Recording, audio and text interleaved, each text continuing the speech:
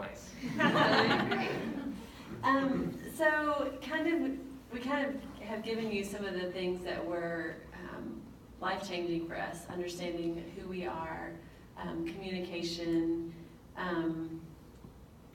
being an amazing servant to your wife, and the grieving and longing. So as we kind of came through that 7th year into these past 10 years, we were just reflecting on some of the things that have helped us and why we survived the hard times. And the first thing that comes to mind for us is community. So even through all the hard times that we had amazing friends that were with us that knew what was going on. So we were never in secret. We were never away from other couples. So we recognized early on that it's a sacrifice to live in community, but it's worth it. So it's never easy. It's never convenient. But from early on, we had all these other couples that we would meet with, and we all had little kids, and we would just figure out like what it was so worth it that we would pack our kids up and we'd throw them all in someone's house, bedroom, living room floors, whatever, and it was just worth it. So kids might be screaming and whatever, but it was, you know, it does make your schedule might be off, or maybe someone misses a nap, or maybe, you know, those things happen, or maybe it's a little uncomfortable, maybe it's messy, but the value of living in community is so worth it. And so we've just seen that all the while. So we would get our kids down or whatever craziness would be happening. And then we would sometimes like fights would just break out with couples, amongst the other couples. But we just needed to talk about it, and we needed accountability, and we needed just to be real. So I just really encourage you guys, and still today, like we're in community continually. And it is messy, and it's not pretty, and some people parent different, and some kids fight, and that mom's mad about that mom, and whatever.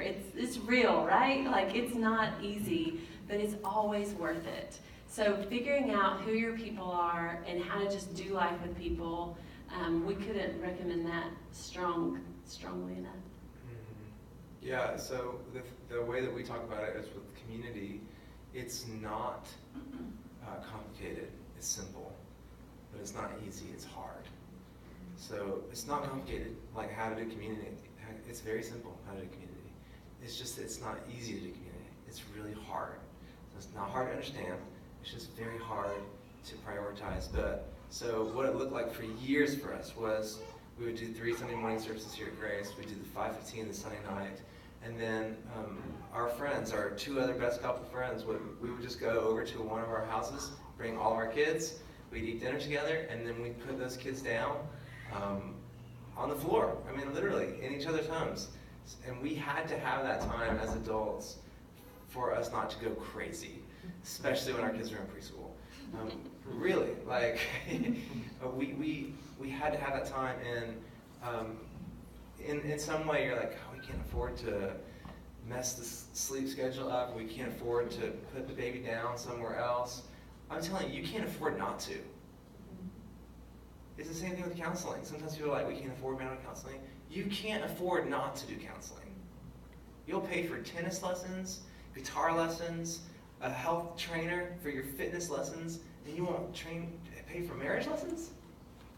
Like, this is stupid. So to get a little perspective, we are slaves to the urgent, and we neglect the important. And maybe urgently it feels like, how are we going to pay for this? Pay now or pay later. And if you do it now, you get like 90% off what you're going to get then. So guys, it's not complicated. It's just hard.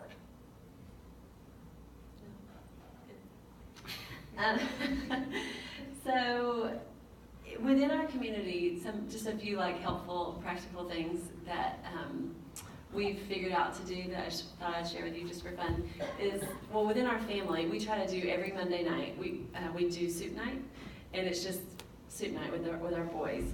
And so we try to find a time where once a week, I mean, we do dinner together every night, but we're very intentional about this fun night. It gives our kids something to look forward to.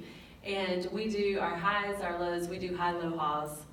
But it's just a connecting point with all of us with our kids, right? Just to sit there and do that with them. And then on Tuesday nights, we do a community dinner, family dinner, and we go to different people's homes. Wednesday night we're church. Thursday night we have, Thursday we have staff prayers and stuff together. And then we try to do date nights on Sunday nights, at least every other week.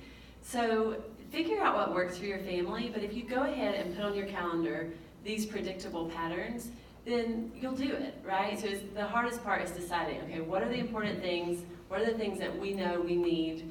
You know, what date nights we need, what community nights we need, and just go ahead and map it out, and then you'll be more likely to follow through with it. Yeah, the predictable patterns, those repeatable calendar events they've been really helpful for us. So even just with the boys, another pattern that we try to do is in the mornings I try to read New Testament stuff like a chapter a day with my big kids, 15 and 14-year-old. And then in the evening, I read with my little guys, the little Action Bible. I don't know if any of you have boys, get the Action Bible. You get it, Sam's. It is a Marvel Comics artist.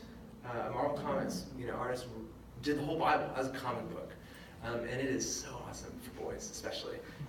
I don't know anything about little girls. Maybe they would love it, but our little boys love it. And so that's been another helpful pattern for us. Just trying to figure out what does it look like to lead our kids, even just in the Bible, and trying to help them with that. And family devotions have never worked for us. So we did not have some kind of idea that we just sit around and pray and read the Bible. It doesn't happen. So we've had to break them apart, and I did this with them, and this with them. And I would encourage you actually in this, we're at a stage now with an 8-year-old to 15, they don't like to do anything that's the same thing. So we're kind of in this has only happened the last couple of years. For a long time, all of our kids just kind of like to do the same thing. They all like to go to the park. They all like to go to Jump Zone or whatever it's called, Sky Zone.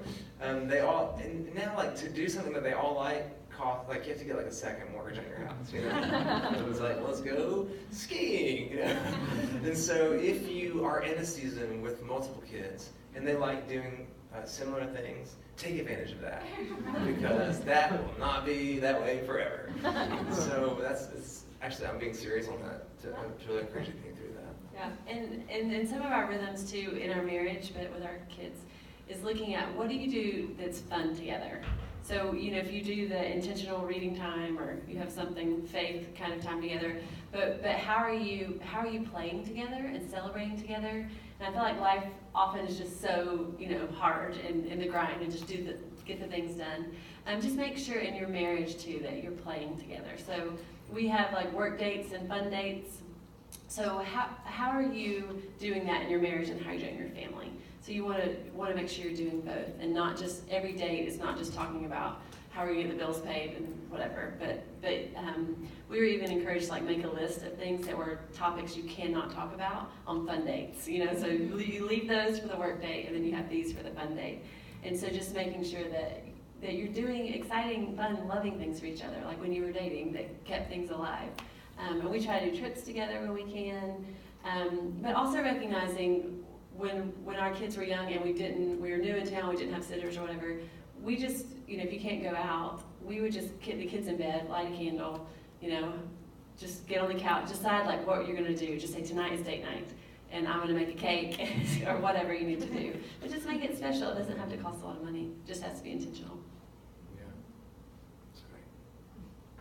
Do you want to open up? I don't know how much time we have. Yeah. Oh, we did have some questions that About 20 minutes.